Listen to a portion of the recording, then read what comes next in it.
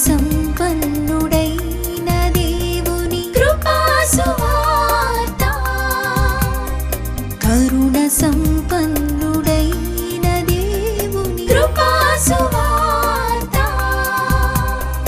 విడుదల వార్త, రక్షణ వార్త, సమాధాన సువార్త, ఇది సిలువ సువార్త, కృపా సువార్త, కృపా సువార్త, కృపా సువార్త, కృపా సువార్త. క్రీస్తునందు ప్రేమైన కృపాసువార్త ప్రేక్షకులకు ప్రభువైన యేసుక్రీస్తు నామమున వందనములు. కృపాసువార్తను ఈ కార్యక్రమంతో మీ ముందుకు వచ్చుటకు మేమెంతో సంతోషించున్నాము. అనేకుల జీవితాలకు దీవెనకరంగా ఉండేలాగిన ప్రార్థనాపూర్వకంగా మీ ముందుకు వచ్చి ఉన్నాము. ఒక మంచి పాట విందాము. తదుపరి రెవరెండు అనపర్తి జాన్ ప్రభాకర్ గారు దైవర్తమానం అందించెదరు. యేసు రాజా దివ్య తేజా,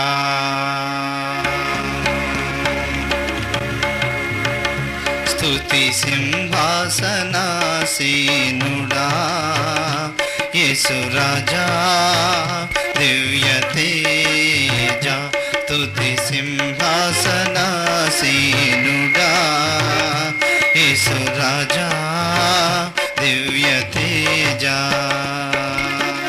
అద్వితీయుడవు పరిశుద్ధుడవు అతి సుందరుడవు నీవే ప్రభో, అద్వితీయుడవు పరిశుద్ధుడవు అతి సుందరుడవు నీవే ప్రభో, నీతి న్యాయములు నీ సింహాసనాధారం, నీతి న్యాయములు నీ సింహాసనాధారం, కృప సత్యములు నీ సన్నిధాన వాతులు, కృప సత్యములు నీ సన్నిధాన వాతులు, స్తుతి సింహాసనాసీనుడా,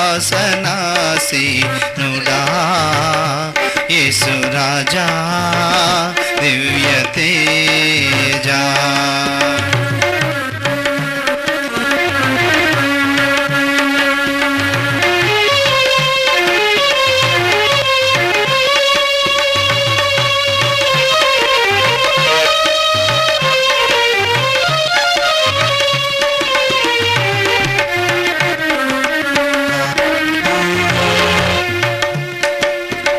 అద్వితీయుడవు పరిశుద్ధుడవు అతి సుందరుడవు నీవే ప్రభు.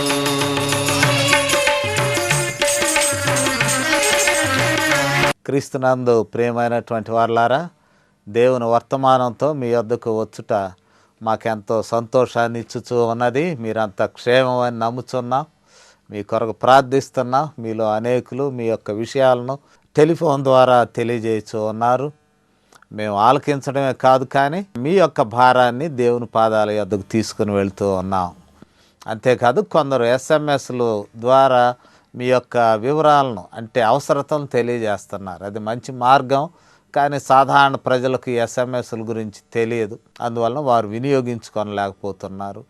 వారు ఫోన్ చేసినప్పుడు మాత్రం దొరికితే కనెక్షను వారు సంభాషించగలుగుతున్నారు, మిగతా సమయంలో కొంచెం కష్టమవుతూ ఉన్నది. ఏమైనప్పటికీ మీ హృదయ ఆశ, మీ జీవితంలో ఉన్న అవసరతలు దేవుడు చూస్తున్నాడు. నాకు టెలిఫోన్ కనెక్ట్ కావచ్చును, కనెక్ట్ కాకపోవచ్చును, అందుబాటులోకి రావచ్చును, రాకపోవచ్చును, కానీ ప్రభువా ఈ అవసరతలో ఉన్నానని మీ హృదయంలో వెలువిచ్చుతున్నటువంటి ఆ ఆశ లేక ప్రభువు దగ్గర తగ్గించుకుని వేడుకోవడం అనేది ఆయన గమనిస్తున్నాడు. తప్పక మిమ్మల్ని దర్శిస్తాడు, మీకు కావలసినటువంటి వనరులను ఆయన అనుగ్రహిస్తాడు. అంతేకాదు, మీలో సమాధానమును శక్తిని ఆయన అనుగ్రహిస్తాడు. మరి నేటి దినమున మీ అందరితో మాట్లాడుటకు దేవుని వాక్యం పంచుకోవడానికి ఏర్పాటు చేయబడినటువంటి వాక్య భాగము పరిశుద్ధ గ్రంథములో నుండి రాజుల రెండవ గ్రంథము 4వ అధ్యాయము 1 నుండి 3 వచనాలు నేను చదివి వినిపిస్తాను. అంతటా ప్రవక్తల శిష్యులలో ఒకని భార్య నీ దాసుడైన నా పెనిమిటి చనిపోయెను, అతడు యెహోవా యందు భక్తి గలవాడై ఉండెనని నీకు తెలిసే ఉన్నది. ఇప్పుడు అప్పులవాడు నా 2 కుమారులు తనకు దాసులుగా ఉండుటకై వారిని పట్టుకొని పోవుటకు వచ్చి ఉన్నాడని ఎలీషాకు మొరపెట్టగా, ఎలీషా, నా వలన నీకేమి కావాలను, నీ ఇంటిలో ఏమి ఉన్నదో అది నాకు తెలియజెప్పుమనెను. అందుకామె, నీ దాసురాలైన నా ఇంటిలో నూనె కుండ ఒకటి ఉన్నది, అది తప్ప మరేమీ లేదనెను. అతడు, నీవు బయటికి పోయి నీ ఇరుగు పొరుగు వారందరి యొద్ద దొరకగలిగిన వట్టి పాత్రలన్నిటినీ ఎరువు పుచ్చుకొనుము. ప్రార్థన చేస్తాను. కృపగలిగిన మా తండ్రి, మాతో నిరంతరం మాట్లాడుచున్నావు, మిమ్మల్ని స్తుతిస్తున్నాం. నేటి దినమును కూడా మాతో మాట్లాడుటకు ఈ అవకాశమును మీరు మా నిమిత్తం ఏర్పాటు చేసినందుకు వందనాలు. సహాయం దయచేయము. మీ మాటలు ఆలకించుటకు అనుకూలతను మీరు దయచేయము. గ్రహించుటకు జ్ఞానమును దయచేయము. ఆ రీతిగా పాటించి జీవించి దీవెనలొందుటకు కూడా మాకు యోగ్యతను ప్రసాదించి మీరు మహిమనందమని క్రీస్తు వారి నామములో విన్నపాలను వేడుకొంచున్నాం తండ్రి. ఆమెన్. ప్రియమైనటువంటి వారలారా, ఇశ్రాయేలీల జీవితము, వారి జీవితాలలో దేవునికి వారి పట్ల అన్ని విధములైనటువంటి కాపుదల, వారి పట్ల శ్రద్ధ ఉన్నది.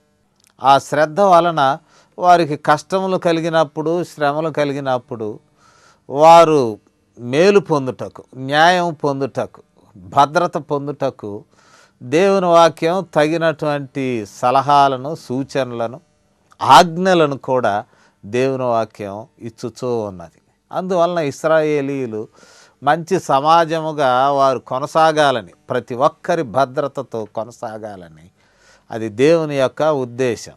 ఉదాహరణకు వాక్యంలో కొన్ని భాగాలను మనం చూస్తే, మరి ద్వితీయోపదేశకాండము 14వ అధ్యాయం నుండి నేను ఒక మాట చదువుతాను. ఈ భాగంలో చూసినప్పుడు 29వ వచనాన్ని, అప్పుడు నీ మధ్యను పాలైనను స్వాస్థ్యమైనను లేని లేవీయులను, నీ ఇంటనున్న పరదేశులను, తండ్రి లేని వారును, విధవరాండ్రును వచ్చి భోజనం చేసి తృప్తి పొందుదురు. ఇది సామాజిక బాధ్యత. నీకు బాగా పంట చేతికి వచ్చినప్పుడు వీరికి సహాయం చేయాలి. ఒక పెద్ద లిస్ట్ ఇచ్చాడు, అందులో లేవీయులు కూడా ఉన్నారు. కానీ విధవరాండ్రు, తండ్రి లేని వారు కూడా అందులో ఉన్నారు. వారి విషయంలో జాగ్రత్త తీసుకొనుటకు మరి మీరు ఆహ్వానింపబడుతున్నారు, మీకు సంపద వచ్చినప్పుడు అనే విషయం చెప్పడం మనం చూస్తున్నాం. అంతేకాదు కొన్ని విధులు ఖచ్చితంగా ఇవ్వడం కూడా మనం చూస్తాం. మనం అదే రీతిగా నిర్గమకాండం 22వ అధ్యాయాన్ని ఒకసారి చూసినట్లయితే ఈ స్థలంలో అనేక విషయాలతో పాటు కొన్ని ప్రత్యేకమైనటువంటి విషయాలు కనపడుతూ ఉన్నాయి. ఎవడైనా నీ మధ్యలో ఉండేటువంటి పేదవాడు ఏదైనా అప్పు తీసుకుంటే 25వ వచనం నుండి, నా ప్రజలలో నీ యొద్ద నుండి ఒక బీదవానికి సొమ్ము అప్పిచ్చిన ఎడల వడ్డీకిచ్చు వాని వలె వాని ఎడల జరిగింపకూడదు, వానికి వడ్డీ కట్టకూడదు. 26, 27 కూడా నేను చదువుతాను. నీవు ఎప్పుడైనాను నీ పొరుగువాని వస్త్రమును కుదవగా తీసుకొని నా ఎడల సూర్యుడు అస్తమించు వేళకు అది వానికి మరలా అప్పగించుము. వాడు కప్పుకొనున్నది అదే, అది వాని దేహమునకు వస్త్రం. వాడు మరి ఏమి కప్పుకొని పండుకొనును? నేను దయగలవాడను, వాడు నాకు మొరపెట్టిన ఎడల నేను విందును. ఇట్లా మనం చూసినప్పుడు ఒకవేళ అవసరతంలో ఏదైనా లోన్, అప్పు తీసుకున్నప్పుడు అప్పు వసూళ్లలో దయా కనికరము కలిగి ఉండాలి అని చెప్పడం మనం చూస్తాం. అటు విధవరాండ్రకు, తండ్రి లేని వారికి, రుణపడి ఉన్నటువంటి వారికి. ఈ రుణములు అనేటువంటిది ప్రస్తుతం చాలా సహజముగా చర్చించబడుతున్న అంశం అని చెప్పవచ్చు. రుణముల మాఫీ చేయలేకపోతున్నారు, చేయగలుగుతున్నారు. మరి ఏ రుణములు, ఇవన్నీ కూడా కొందరు అప్పులు అంటే చాలా ఇష్టం. అప్పులు ఎక్కడ దొరికినా వెనక ముందు లేకుండా తీసుకొని వారు మంచి విలాసాలు చేస్తూ ఉంటారు. అందువల్లనే పాతకాలంలో ఒక సామెత ఉండేది, అప్పైన నిప్పంటి సారాయి తాగరా అని. అంటే అప్పు చేసి నీ ఇష్టం, బ్రహ్మాండంగా నీవు జీవించు. అది ఆ అప్పులను మనం ఖండించాలి. విలాసాల కొరకు, మరొక దాని కొరకు అప్పులు చేయడం అనేటువంటిది. కానీ అవసరత కొరకు, ప్రాణం కాపాడుట కొరకు, లేక జీవితం అట్ట ముందుకు కొనసాగింప చేసుకోవడానికి కొందరు తప్పని పరిస్థితులలో, ముఖ్యంగా ఈ హాస్పిటలైజేషన్ నేటి దినాల్లో పెద్ద సవాలు అవుతూ ఉన్నది. రోగి ఎక్కడైనా ప్రైవేటు వైద్యం కొరకు వెళితే వారికి ఇక అంతే, రోగం ఒక బాధ, కట్టవలసిన బిల్లులు మరొక బాధ. ఒకప్పుడు పబ్లిక్ హెల్త్, ప్రజా ఆరోగ్యం అనేటువంటిది ప్రభుత్వ బాధ్యతగా ఉండేటువంటిది. ఇప్పుడు అది ఇటు మరలుస్తున్నారు. కార్పొరేట్ హాస్పిటల్స్కు అనుమతులు ఇచ్చి ప్రమోట్ చేసి, మరి ఇక్కడ వసతులు ఉండవు, అక్కడ ఉంటుంది, ఇక్కడ వైద్యం దొరకదు, అక్కడ వైద్యం ఉంటుంది అనేటువంటి ఒక అభిప్రాయాన్ని సృష్టించి మనుషులు జబ్బు పడినప్పుడు వారు ఉన్నదంతా నాశనం అవుట, కొందరు అప్పులు పడి చాలా ఇబ్బందులు పాలవుతూ ఉంటుంటారు. కొన్ని అవసరతల్లో అప్పులు పడే ఉంటాయి. ఏది ఏమైనా దేవుని సమాజంలో మరి ఇలాంటి వారి పట్ల భద్రత ఉండాలి అనేటువంటిది దేవుని యొక్క ఉద్దేశం. ఇలాంటి విషయాలు మనం గమనించినట్లయితే మరి ప్రత్యేకముగా మనకు తెలియజేయబడుతూ ఉన్నాయి. ఇక్కడ మనం గమనించినప్పుడు ఇక్కడ ప్రవక్త చనిపోయినాడు. ప్రవక్తలు అనగా దైవ సేవ కొరకై సమర్పించుకొని పిలువబడినటువంటి వారు తమ జీవితాన్ని జాగ్రత్తగా నిర్వహించుకుంటూ మరి ప్రభువు పరిచర్యలో కొనసాగేటువంటి వారి యొక్క జీవిత అవసరతలు చాలా ఎక్కువగా ఉండేవి. ప్రవక్తలు అంటే డబ్బు కొరకని కాదు సుమా. ఎలీషా విషయంలో కూడా మనం చూస్తాం, చాలా బాగా ఆస్తిమంతుడుగా ఉన్నటువంటి వాడు, ఒక విధంగా వ్యవసాయం కలిగినటువంటి వాడు. ముందు కొన్ని అరకలు ఉంటే వెనక ఈయన తోలుతూ ఉన్నాడు, నాయకత్వం ఇస్తున్నాడు, నిర్వహిస్తున్నాడు, వ్యవసాయం కలిగినటువంటి వాడు. కానీ ఎప్పుడైతే ఏలియా ద్వారా ఆయనకు ఆహ్వానం దొరికినదో పరిచర్యలోనికి, వాటిని అన్నింటినీ విడిచిపెట్టి పరిచర్యలోనికి వచ్చాడు. అది ఎలీషా ప్రవక్త యొక్క మరి సేవా జీవితం. యేసు ప్రభు వారు కూడా శిష్యులను పిలుచుకున్నప్పుడు వారు వివిధ వృత్తుల్లో ఉన్నారు. సోమరు వారిని పిలిచినట్లు మనకు దాఖలాలు లేవు. చాలామంది నేటి దినాల్లో అయ్యా నేను దానిలో సెట్ కాలేకపోతున్నాను, దీనిలో సెట్ కాలేకపోతున్నాను, నేను ప్రభు పరిచర్యకు వస్తానయ్యా అనేవాళ్ళు ఉంటారు. కొన్నిసార్లు దేవుడు కొందరి జీవితంలో ఆయన ఉద్దేశం ఉన్నప్పుడు వారిని ఎక్కడ సెటిల్ కానివాడు, అది వేరే సంగతి. దేవుడు చెప్తుంటాడు, అయ్యా మరి నువ్వు సేవకు రా, పరిచర్యలో ఉండు అన్నప్పుడు అది పెడత్రోవను పెట్టి వ్యాపారమో వృత్తో ఉద్యోగమో అవి వెళ్ళినప్పుడు అందులో జయం ఉండదు. చివరకు అపజయం పాలై ప్రభువా నీ మాటే వింటానని వస్తారు, అది వేరే విషయం. అంతేకాని అస్సలు పనికిరాని వాడు దేవుని పరిచర్య అనేది కూడా సరైన తాత్పర్యం కాదు. యేసు ప్రభు వారు ఏర్పాటు చేసుకున్న శిష్యులు ఒక్కొక్కళ్ళు ఒక్కొక్క దానిలో ఉన్నటువంటి వారు. కొందరు సొంకం వసూలు చేసేవాళ్ళు ఉంటే, కొందరు చేపలు పట్టేవాళ్ళు ఉంటే, రకరకాలుగా మత సంబంధమైన కార్యకలాపాల్లో ఉన్నటువంటి వారు, కొందరు యోహానుకు ఆల్రెడీ శిష్యులుగా ఉండి మరి యేసయ్య వైపు వచ్చినటువంటి వారు వివిధ రీతులుగా స్థిరపడి అంటే కొనసాగుతున్నటువంటి వారిని ఆయన ఎంపిక చేసుకున్నాడు. ప్రవక్తలు అలాంటి వారే. అయితే వారు రినౌన్సియేషన్, ఈ భాగ్యాన్ని విడిచిపెట్టి దేవునిపై ఆధారపడి ముందుకు సాగాలని వారు ప్రభు వైపు వస్తూ ఉంటారు. మరి వారి యొక్క జీవితాలు, విశ్వాసుల జీవితాలు కూడా అలాంటివే. విశ్వాసులను కూడా దేవుడు అదే పిలుపులోనికి పిలుస్తున్నాడు. అంధకారంలో నుండి లేక చీకటి నుండి వెలుగులోనికి, పాపము నుండి రక్షణలోనికి ఆయన పిలుస్తున్నాడు. మరి దానితో పాటు పాప స్వభావంతో సంపాదించుకునే వనరుల నుండి కూడా పిలుస్తున్నాడు నీతిమత్తమైన జీవితంలో కొనసాగడానికి. కొంతమంది చెప్తారు, ఒకప్పుడు నాకు ఈ వ్యాపారం ఉండేదండి, మొత్తం బ్రహ్మాండంగా కట్టలు డబ్బులు ఉండేవి మా ఇంట్లో, మరి ఇప్పుడు ఆ వ్యాపారంలో ఉండే అన్యాయాన్ని బట్టి వదిలివేశానండి, చాలా శ్రమ పడుతున్నాను, ఇబ్బంది పడుతున్నాను అంటారు. అది దేవుని యొక్క పద్ధతి, మంచిదే. శ్రమ పట్టుకు పిలువబడినావు, న్యాయం కలిగి నీతి కలిగి నీ యొక్క జీవనోపాధిని సంపాదించుకుంటకు పిలువబడినావు. కాబట్టి దానిలో కొనసాగుటలో దేవుని యొక్క సహాయం ఉంటుంది, అది మనం గమనించాలి. ఇక్కడ ఒక ప్రవక్త యొక్క భార్య పాపం ఆయన చనిపోయినాడు, జీవనాధారమైన వ్యక్తి చనిపోయినాడు. మనం చదువుకున్నాం, విధవరాండ్ర పట్ల, తండ్రి లేని వారి పట్ల సమాజమునకు బాధ్యత ఉన్నది. వారి పక్షాన ఉంటాను.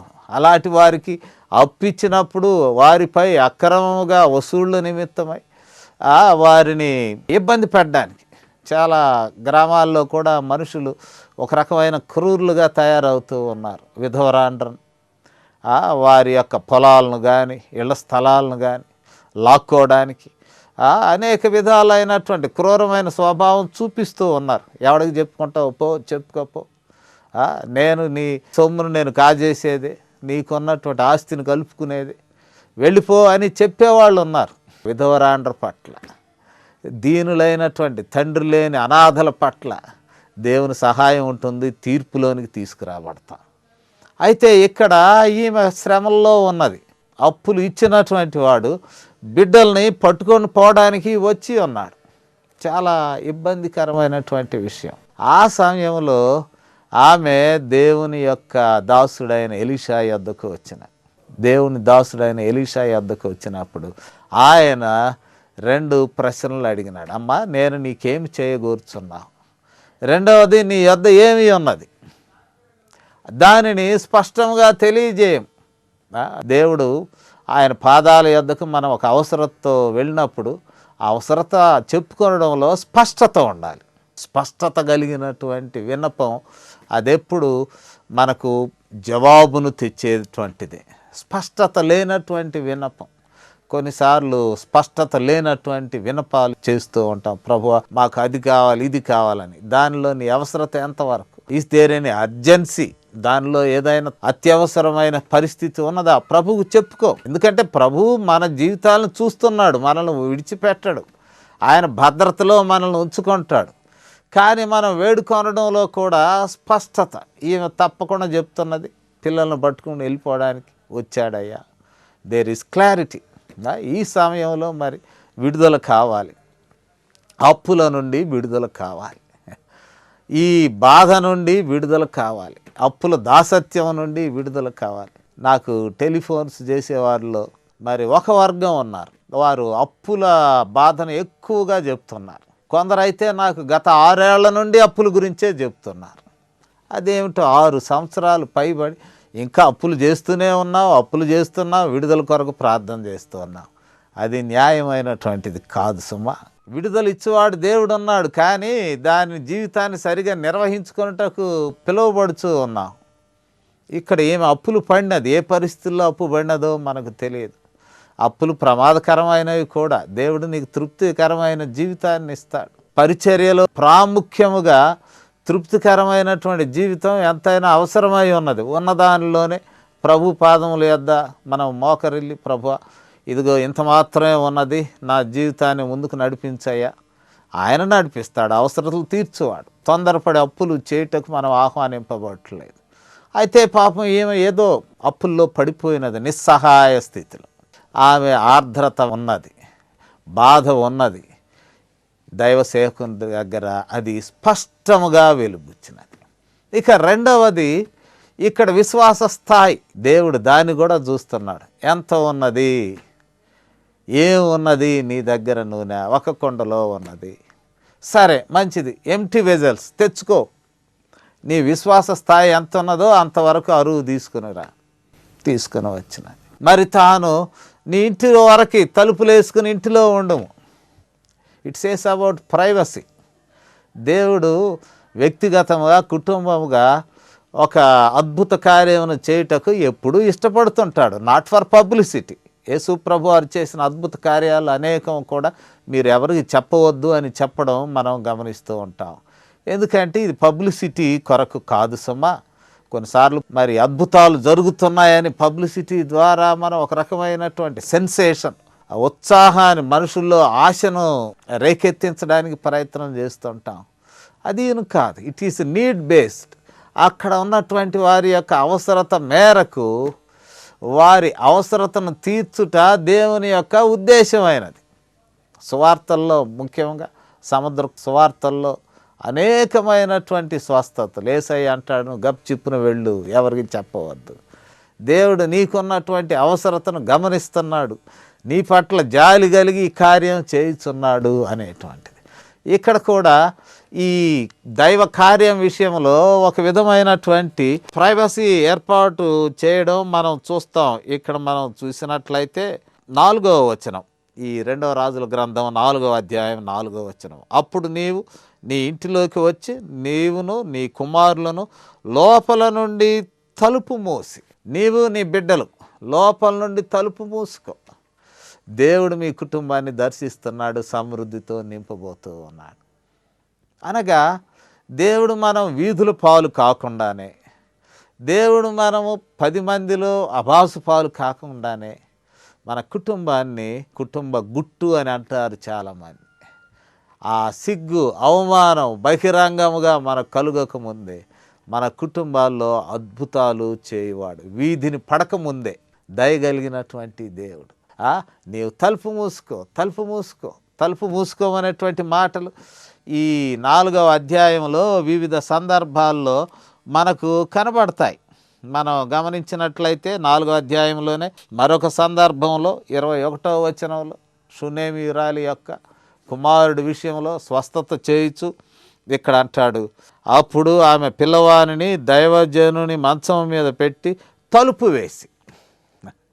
అట్లాగే దైవజనుడు వచ్చాక కూడా మనం చూస్తే 33వ వచనం, ఇదే 2వ రాజుల గ్రంథం 4వ అధ్యాయం చూస్తే దైవజనుడు వస్తాడు.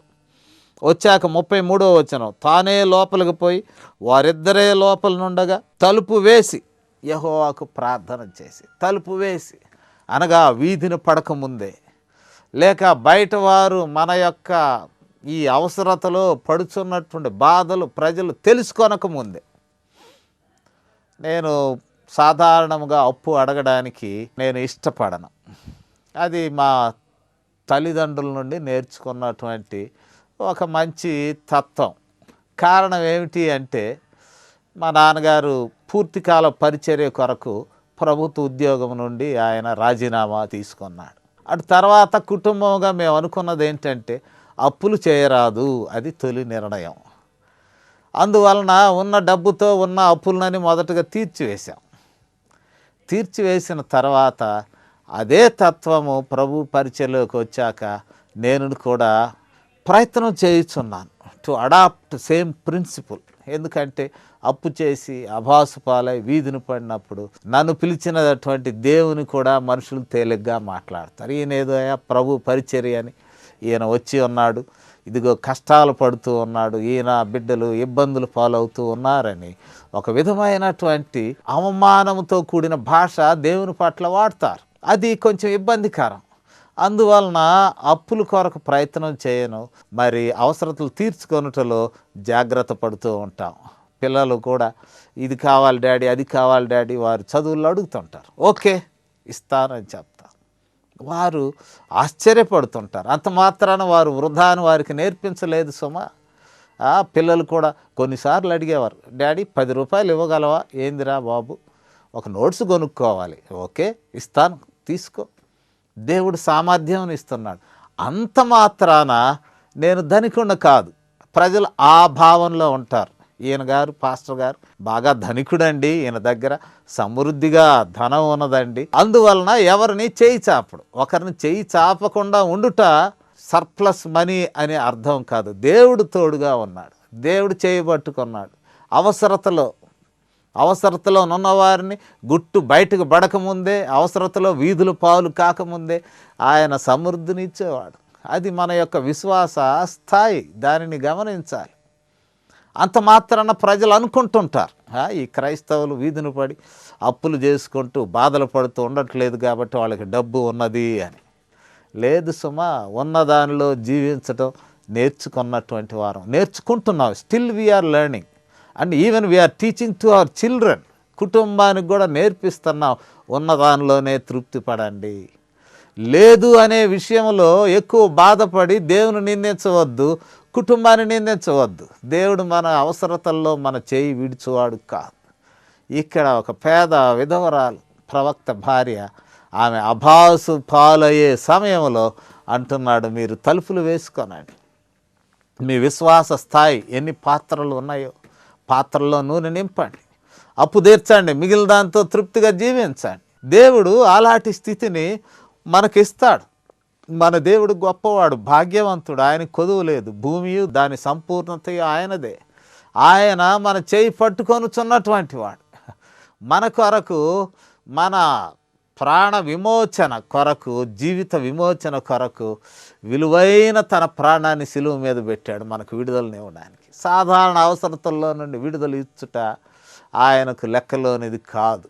అలాంటి కరుణామయుడు అనవచ్చును, త్యాగమూర్తి, ప్రాణం ఇచ్చినటువంటి వాడు. నిన్ను నన్ను చేయి వీడోడు. ఆయన పాదముల యొద్ద విశ్వాస స్థాయిని మనం పెంచుకొనాలి, ప్రభు వైపు చూడాలి, యథార్థమైన అవసరతలు చెప్పుకొనాలి. ఏ స్థాయిలో మనం జీవించగలమో ప్రభువే మనకు సహాయం చేస్తూ ఉంటాడు. ఆ స్థాయిలో మనం జీవించుచు, ప్రభువును నమ్మకముగా వెంబడించుచు ముందుకు పోవచ్చు ఉన్నప్పుడు ప్రభు మనతో ఉంటాడు. మన జీవితం ద్వారా ప్రభు మహిమనొస్తాడు. ఇట్టి కృపలు దేవుడు మీకు ఇచ్చునుగాక. ప్రార్థించుకుందాం. కృప కలిగిన మా తండ్రి, నేటి దినం మాతో మాట్లాడుతున్నందుకు వందనాలు చెల్లిస్తున్నాం.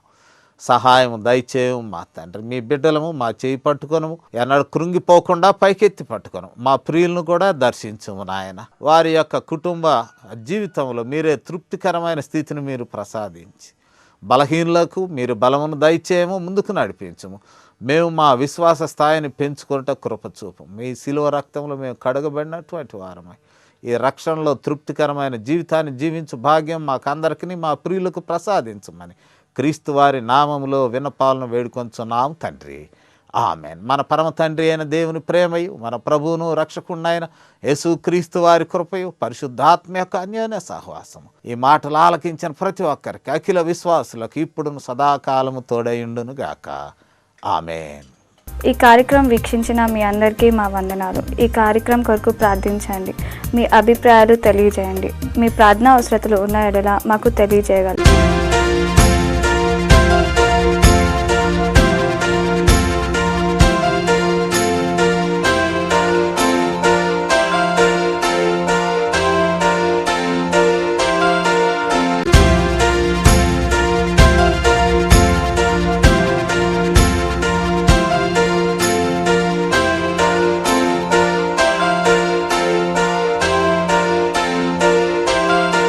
మళ్ళా వచ్చే వారం ఇదే సమయానికి ఇదే ఛానల్లో తిరిగి కలుసుకుందాం. అంతవరకు సెలవు.